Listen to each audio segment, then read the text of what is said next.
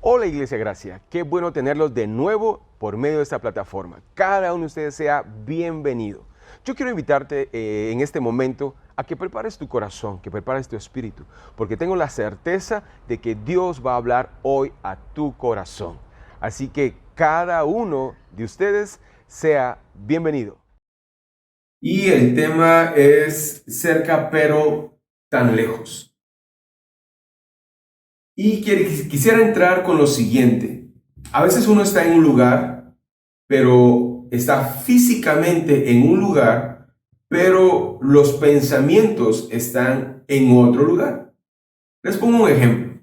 A veces uno está trabajando en la oficina, pero físicamente está en la oficina. Pero la mente está, cómo me gustaría estar en el IRTRA de Reu, o cómo me gustaría estar en la playa, o me gustaría estar en la orilla del lago de Atitlán. O sea, nuestro cuerpo está en la oficina, pero nuestra mente está en otro lugar.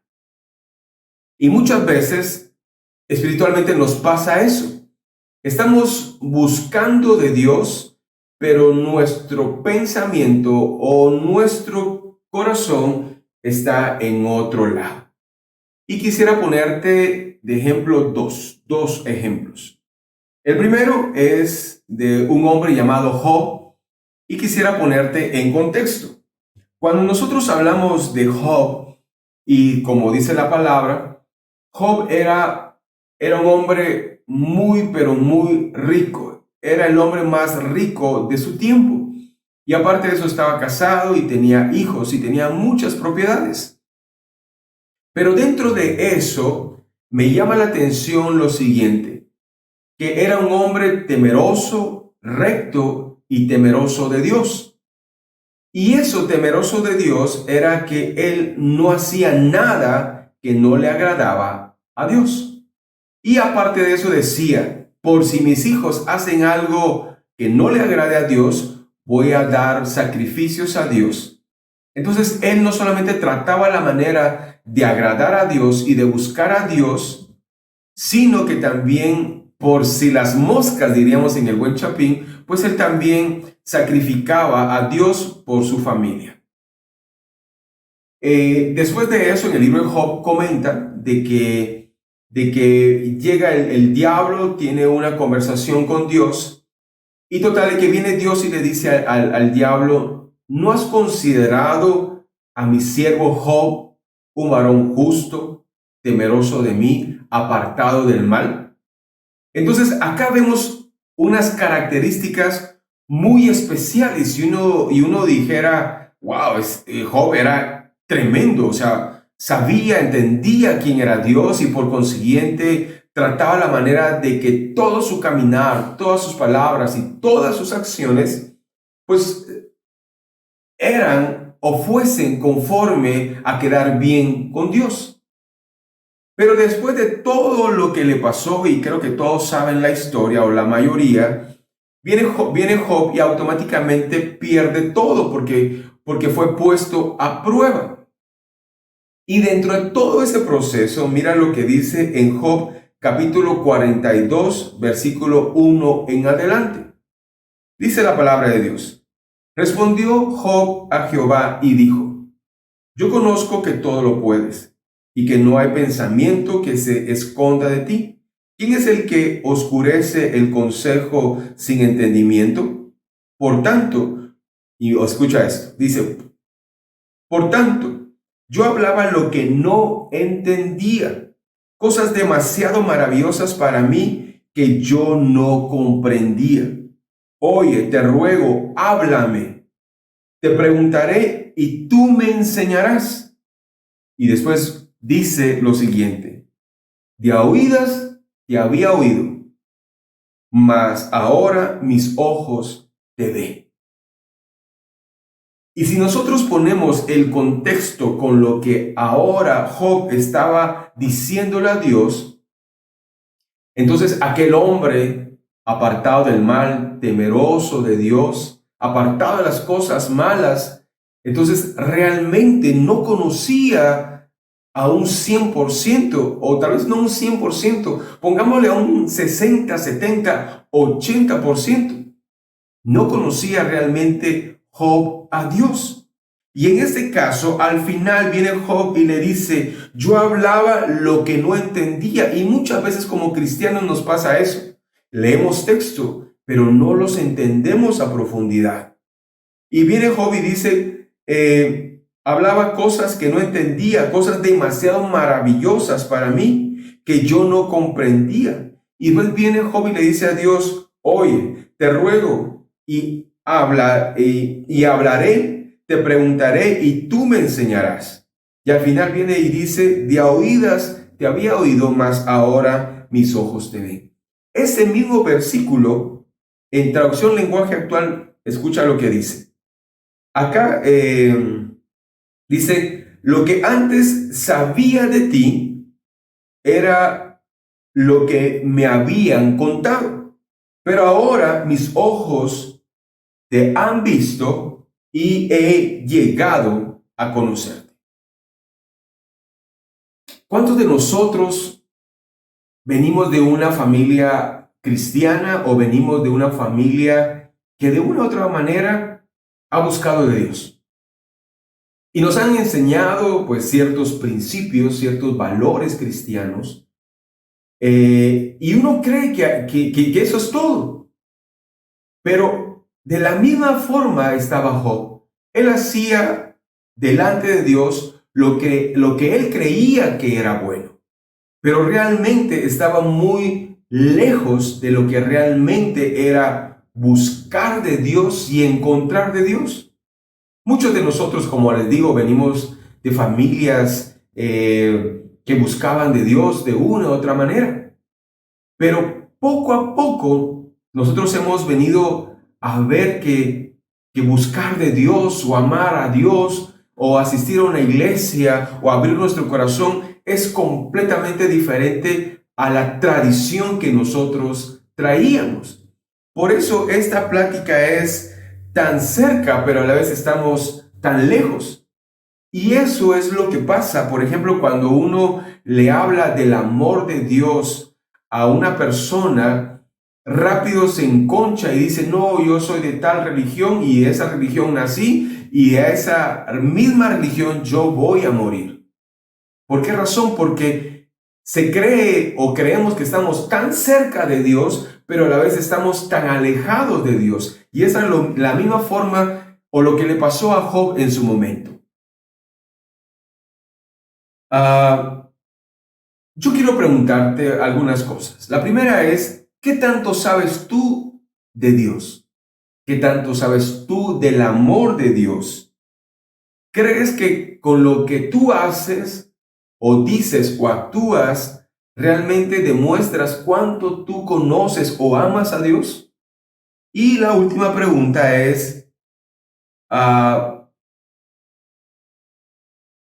¿crees tú que en la forma que tú estás buscando de Dios, estás cerca de Dios o de Cristo, o en todo caso estás muy lejos de Cristo? El siguiente ejemplo que te quiero poner es de los dos hombres que murieron, que fueron crucificados juntamente con Cristo. La tradición le ponen ciertos nombres, pero la Biblia no menciona que tuviesen o no declara qué nombres tenían. Entonces, en este caso, la Biblia habla que habían dos hombres y que había un ladrón, dice la Biblia, había un ladrón insensato y había el ladrón sensato. Entonces, Jesús estaba crucificado y habían dos hombres sumamente cerca del Redentor. Estaban cerca del Salvador. Estaban cerca de Cristo, que en ese momento iba a pagar un alto precio por nuestra salvación y por la salvación de toda la humanidad. Para eso vino Cristo. Entonces, mira lo que dice en Lucas capítulo 23 y versículo 39.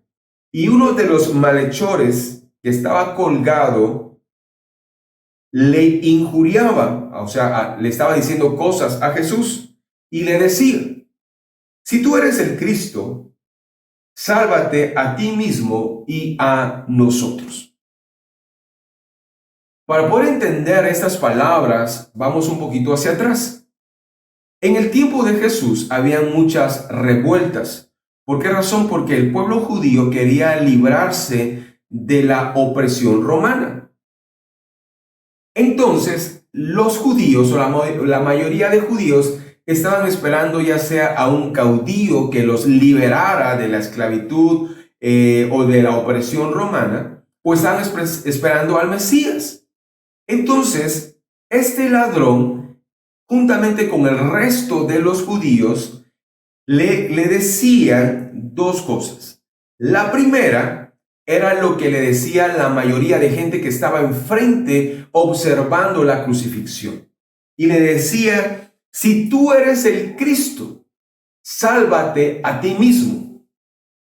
Eso eran las mismas palabras que la gente que estaba enfrente le decía a Jesús cuando lo injuriaba. Entonces viene este ladrón que estaba a la par de Jesús y le decía lo mismo: mira, si tú eres el Cristo, así como tú decías que eras el Hijo de Dios, así que de la misma manera, sálvate a ti mismo. Y viene y le dice: y sálvanos a nosotros. Este hombre, por más que tenía a la par al Salvador del mundo, no podía dimensionar más allá de lo físico, porque él quería una salvación física, una salvación de su dolor, de su tormento, de esa crucifixión, o si vamos un poquito más allá, él quería una salvación de la opresión romana. Y muchas personas somos como este hombre, como este malhechor. Más adelante vamos a entrar de lleno a lo que les quiero decir. Y mira lo que dice más adelante en el versículo 40. Respondiendo el otro malhechor, le reprendió diciendo: ¿ni aún temes a Dios estando en la misma condenación?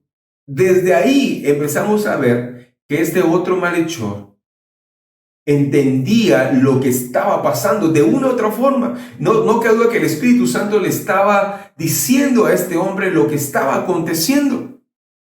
De la misma forma como, por ejemplo, cuando Jesús le preguntó a sus discípulos y les dijo: ¿quién dicen ustedes que soy yo?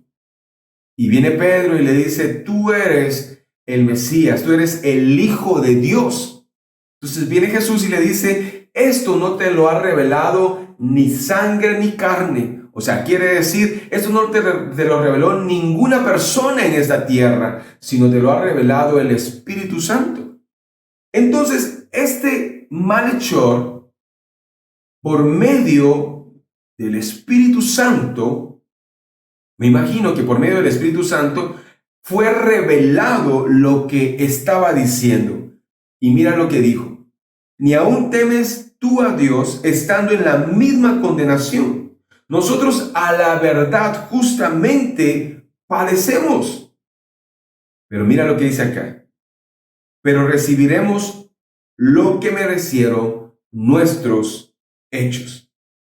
Mas hablando de Cristo, mas ningún mal hizo. Y viene y le dice a Jesús: acuérdate de mí cuando vengas en tu reino. Este hombre viene y rompe completamente el argumento del otro malhechor. Este malhechor sensato, por medio del Espíritu Santo, no cabe duda, entendió que quien estaba a la par de él era el único que lo podía salvar, pero no físicamente, aunque Jesús lo pudiera haber hecho. Pero en este caso, Jesús estaba ahí para pagar un alto precio. Y viene el malhechor sensato y le dice: mira, y lo voy a leer textualmente. Le dice a Jesús: acuérdate de mí cuando vengas en tu reino. Habían dos hombres y estaban, me imagino, relativamente en la misma distancia cerca de Jesús. Pero uno viene y le dice, si tú eres el verdadero Cristo, si tú eres el verdadero Mesías, si tú eres el verdadero Hijo de Dios, como tú decías, ok, sálvate. Así como echándole salsa a los tacos, ¿verdad? A ver, sálvate si eres tan bueno como decías. Y si puedes, ok, sálvanos a nosotros. Estaba cerca, pero no dimensionaba a quién tenía a la par.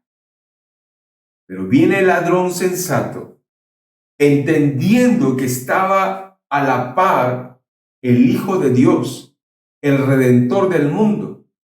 Viene y reprende al otro malhechor y le dice, mira, o sea, tú ni estando en esta condición aprendes. Nosotros hemos hecho mal y lo que hoy estamos viviendo es el resultado de nuestras malas acciones. Pero este hombre ningún mal ha hecho. Y viene y le dice a Jesús, acuérdate de mí cuando vengas en tu reino. Ese hombre viene y en el ámbito espiritual rompió completamente todo pensamiento, toda lógica, porque viene y le dice a Jesús, acuérdate de mí, acuérdate de mi alma, acuérdate de mi salvación cuando vengas en tu reino. Y mira lo que le dice Jesús a este hombre, versículo 43 de Lucas capítulo 23. Y le dice, entonces Jesús le dijo, de cierto te digo que hoy, o sea, no cuando venga, sino mira lo que le dice Jesús, de cierto te digo que hoy estarás conmigo en el paraíso. ¡Wow! Increíble. Muchas veces nosotros estamos tan cerca de Jesús, pero somos como el malhechor insensato, que vivimos una religiosidad y le decimos al Señor, bueno, si tú eres el Dios que me han comentado que tú eres, ayúdame a hacer esto. Si tú eres el Dios que mis papás me han comentado, ayúdame a lograr lo otro, pero siempre pensando en las cosas materiales, siempre pensando en las cosas que tarde o temprano la polilla lo va a devorar, o el orín, etcétera, etcétera, como dice la Biblia. Pero nosotros tenemos que pensar primero en las cosas espirituales, las cosas que perduran, como este malhechor, porque le dice, maestro, acuérdate de mí cuando tú vengas en tu reino. Y este hombre entendía que le importaba más la salvación espiritual, la salvación de su alma, que salvarlo físicamente. La palabra de Dios dice claramente que busquemos primeramente el reino de Dios y su justicia, y todo lo demás vendrá por añadidura. Pero a veces estamos tan cerca, creemos nosotros, pero estamos muy lejos. Nosotros creemos que con asistir a una iglesia estamos cerca de Dios. Pero recordemos que la presencia de Dios ya no habita en cuatro paredes, sino habita en nuestro corazón. Nosotros creemos que con ofrendar, con diezmar, con tener un privilegio, estamos cerca de Dios. Pero no es así. El hecho de ofrendar, de diezmar, es que yo entiendo que es más bienaventurado dar, que es mejor dar que recibir.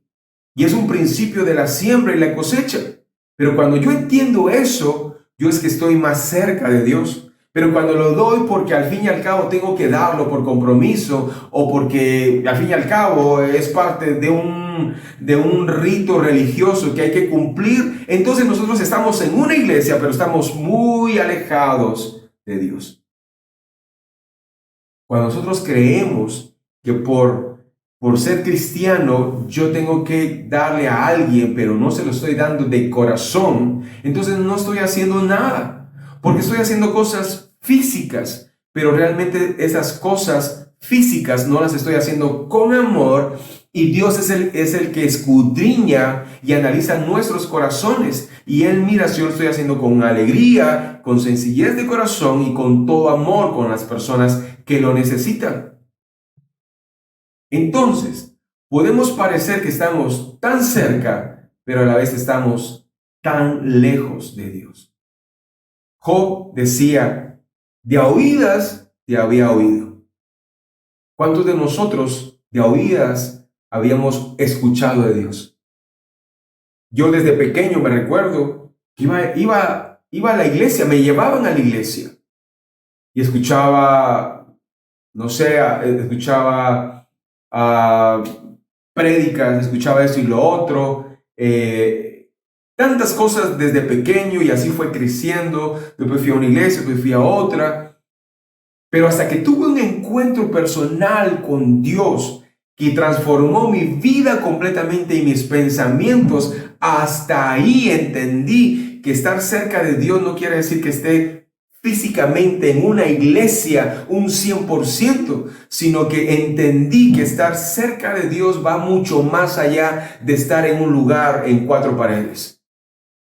Porque estar cerca de Dios no necesariamente es que esté yo en una iglesia, sino estar cerca de Dios puede ser que esté en mi casa, puede estar cerca de Dios estando en mi empresa, en mi oficina, o estar cerca de Dios es estar en un lugar, o sea, donde sea. ¿Por qué? Porque la presencia de Dios está conmigo. Si yo voy a la iglesia es para poder congregarme y reunirme con otras personas que tienen el mismo sentir de amar y de buscar de Dios. Pero creo que ya es el momento de entender que estar cerca de Dios no es estar en una iglesia, no es ser parte de una iglesia, sino estar cerca de Dios es entender que el respirar, el actuar, el caminar y el hablar es que tienen que agradar a Dios. Job en su momento, Job lo que hacía era sacrificios y agradaba a Dios claramente. Pero al final Job, dentro de todo ese proceso que él pasó, entendió que realmente no había buscado de Dios como debería de haberlo buscado y debería haberlo amado. Porque viene Job al final y le dice, de a oídas te había oído, mas ahora mis ojos te ven. Es como cuando Jesús sanó a la persona que no podía ver. Me imagino que esta persona, cuando Jesús empezó a sanarlo, él empezó a ver medio nublado, pero ya después poco a poco empezó a ver más y más y empezó a ver mejor. Y eso es lo que nos pasa a nosotros. Cuando Jesús viene y empieza a transformar nuestra vida, esa visibilidad borrosa empieza a mejorar y cada vez miramos mejor, cada vez vemos a Dios mucho mejor. Pablo, cuando iba camino a Damasco, dice la palabra de Dios que cuando tuvo un encuentro personal con Cristo, perdió la vista. Pero cuando fueron a orar por él, le impusieron manos. Bien dice la palabra del Señor que se le cayeron como escamas de sus ojos y empezó a ver nuevamente. Y eso tiene una configuración bien interesante. Y esa configuración es que la religiosidad no dejaba ver a Pablo realmente el plan de salvación en Cristo Jesús. Y era necesario que él botara esas como costras en sus ojos, que botara, que se le cayeran esas escamas de sus ojos para que él pudiera ver el plan de salvación que en primer lugar Cristo tenía para él y en segundo lugar el plan de salvación para la humanidad. Y eso pasa cuando ¿qué? Cuando estamos cerca de Cristo, no solamente físicamente, sino también espiritualmente, emocionalmente. Ya para ir terminando,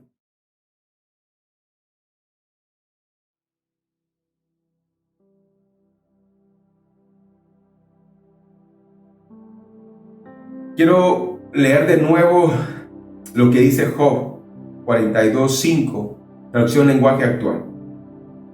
Lo que antes sabía de ti era lo que me habían contado, pero ahora mis ojos te han visto y he llegado a conocerte. Y esa es la intención de la iglesia. Esa es la intención de los discípulos de Cristo. Ayudar a la gente que vea realmente a Dios. Mira lo que dice acá. Lo que antes sabía de ti, o sea, lo que antes me habían comentado de Dios, lo que antes me habían comentado de Cristo, lo que antes sabía yo era lo que la gente me había comentado, mis familiares, mi mamá, etcétera, etcétera. Todo eso era lo que yo sabía de Dios. Pero mira lo que dice Job. Pero ahora mis ojos te han visto y he llegado a conocer. Y creo sinceramente que ese es el trabajo de la iglesia y ese es el trabajo de los que somos seguidores de Cristo, los discípulos de Cristo.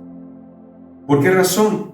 Porque cuando nosotros llegamos a conocer realmente o vamos en el proceso de conocer mejor a Dios y su plan de salvación en Cristo Jesús, empezamos a vivir de mejor manera, no solamente en el cuerpo de Cristo, sino con el resto de las personas, sino que en este caso empezamos a ser mejores cristianos, empezamos a trabajar en la obra del Señor. ¿Por qué? Porque sabemos que estamos dentro del plan de salvación y entendemos y conocemos el plan de salvación y decimos, ok, tenemos que predicar el Evangelio. Y eso fue lo que le pasó a Pedro, eso fue lo que le pasó a Juan, eso fue lo que le pasó a Bernabé, eso fue lo que le pasó a Saulo, eso fue lo que le pasó a Silas, eso fue lo que le pasó a Timoteo. Esa transformación fuera de toda religiosidad que en teoría nos acerca a Dios, pero esa religiosidad nos deja o nos pone estancados en un punto que no vamos más hacia allá. Creemos que estamos cerca, pero estamos lejos. Pero cuando tenemos un encuentro personal con Cristo, así como le pasó a Pablo, así como te pasó a ti, así como me pasó a mí, cuando tenemos realmente un encuentro personal con Cristo, Él bota las escamas que cubren esa ceguedad, y cuando se caen esas escamas, empezamos a ver diferente, empezamos a actuar diferente, empezamos a vivir diferente, empezamos a tratar a la gente diferente, empezamos a hacer nuestras cosas, nuestro trabajo diferente. ¿Por qué? Porque entendemos que hay dos cosas primordiales que encierran los 613 preceptos, esenciales que encierran los 10 mandamientos, y son: el primero, amar a Dios con todo tu corazón, con toda tu mente y con toda tu alma. Y el segundo, dice Cristo, es amar a nuestro prójimo como a nosotros mismos. Y todo eso nos hace acercarnos a Dios y vivir diferente. Yo en este momento quiero exhortarte a que te acerques a Dios, que te acerques a Cristo. Si tú asistes a una iglesia o hermanos de la iglesia Gracia, si tú asistes con nosotros, gloria al Señor. Y si ya eres parte de la iglesia, gloria a Dios por eso. Ese es un primer paso. Pero no el hecho de asistir a la iglesia quiere decir que estás cerca de Dios. Eso quiere decir que te estás acercando más y más. Pero tienes que seguir dando pasos para que puedas entender, puedas visualizar hacia dónde Dios quiere llevarte. Por ejemplo, Pablo, que a mí me fascina hablar de Pablo. Pablo era el perseguidor de la iglesia. Después tuvo un encuentro personal con Cristo camino a Damasco. Después oraron por él. Se le cayeron las escamas de los ojos y dice que él empezó a predicar a los judíos. Y los judíos que eran cristianos decían, él está engañando porque por medio de eso nos quiere atrapar para meternos presos.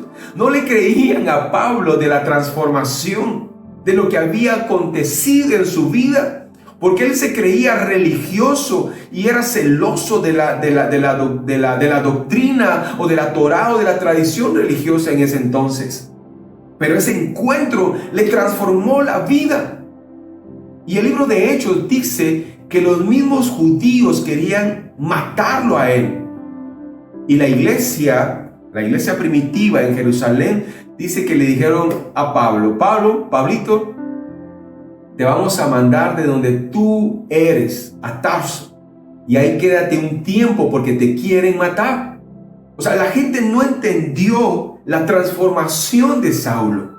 Los judíos querían matarlo, ¿por qué? Porque decía, ¿cómo es que ahora él, a los que él quería capturar, ahora él predica lo mismo? Entonces la iglesia en Jerusalén lo mandaron a Tarso. Y mira esto. Cuando realmente tú tienes un encuentro personal con Cristo, nadie puede pararte. Porque quieres compartir el amor de Dios con los demás. Quieres compartir lo que Dios ha hecho. ¿Por qué? Porque tú te empiezas a acercar más y más a Cristo, al amor de Dios. Y Saulo, cuando fue enviado a Tarso, estuvo ahí un tiempo. Pero en Jerusalén empezaron a escuchar que la iglesia de Antioquía empezó a crecer y mandaron a Bernabé a esa iglesia. Bernabé estuvo un tiempo ahí, pero como la iglesia había crecido tanto, se encaminó a Tarso y fue a llamar a Saulo para que le ayudara a discipular.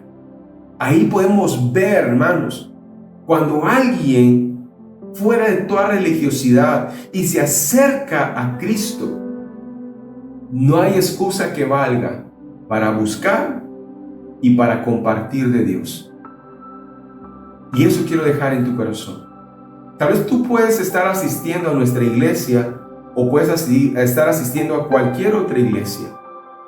Pero eso simplemente quiere decir que estás empezando a dar pasos de fe para buscar de Dios y te felicito. Pero eso no quiere decir que estés cerca de Dios. Y eso pasa muchas veces con muchos hijos.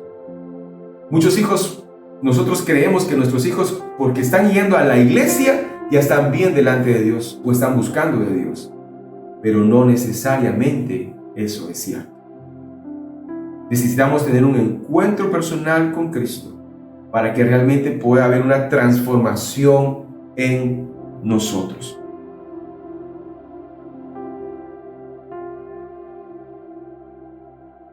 Quiero terminar con 1 Juan capítulo 4, versículo 9 al 10. Mira lo que dice.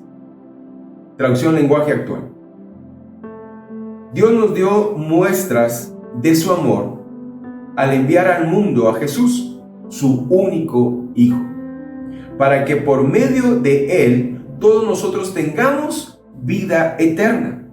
El verdadero amor no consiste en que nosotros hayamos amado a Dios, sino que Él nos amó y envió a su Hijo para que nosotros fuéramos perdonados por medio de su sacrificio.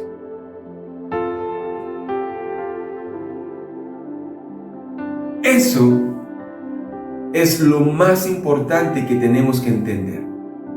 Cuando nosotros entendemos que Dios envió a su Hijo para salvarnos, hermano, mira, creo que todo lo demás es vanidad. Porque cuando yo entiendo que fui salvado, que fui perdonado y que el precio de mi salvación fue dado, hermano, mira, no solamente guardas tu salvación, sino ayudas a otros a que se salven. Así que a veces estamos tan cerca como este malhechor que estaba cerca de Jesús, crucificado a la par de Jesús. Pero por nuestra forma de pensar y de actuar, reflejamos que estamos muy lejos. Yo te invito a que seamos como este malhechor sensato, que entendió que pese a a esa circunstancia tan adversa y tan dura que estaba viviendo, tenía a la par al Salvador del mundo, que nadie más podía salvarlo. Pero lo que más importaba no era salvar su vida, su cuerpo, sino lo más importante era salvar su alma. Así que acerquémonos más a Cristo para que nuestra salvación de nuestra alma esté guardada para cuando nos mande a llamar o para su segunda venida. Iglesia, yo quiero exhortarte a que vivamos para Cristo, como decimos en la iglesia. Vivamos para Cristo. Todo lo que nosotros hagamos, hagámoslo como para el Señor y no como para los hombres. Y vas a empezar a ver una gran diferencia en tu vivir, en tu actuar y en tu caminar. Así que quisiera hacer una oración por cada uno de ustedes para que Dios les dé las fuerzas para pelear la buena batalla de la fe. Y además, quisiera que me acompañaras en una oración por nuestra Guatemala, por toda esta situación que se está viviendo. ¿Oramos? Bueno, cierra tus ojos e inclina tu rostro. Padre, en el nombre de Cristo Jesús, ayúdanos, Señor, a sacar todo ese pensamiento humano, esa religiosidad, y lo poco que hemos escuchado de ti nos sirva para que nos podamos acercar más y más a ti. Job decía en su momento, de a oídas te había oído, mas ahora mis ojos te ven. De la misma forma, cada uno de nosotros podamos decir más adelante, Señor, de oídas te había oído, pero ahora te he experimentado, he vivido realmente tu amor y tu gracia y tu misericordia en mi vida. Señor, fortalece a cada uno de mis hermanos para que podamos pelear la buena batalla de la fe. Señor, también nos unimos para orar por nuestra Guatemala, por toda esta situación compleja que se está viviendo.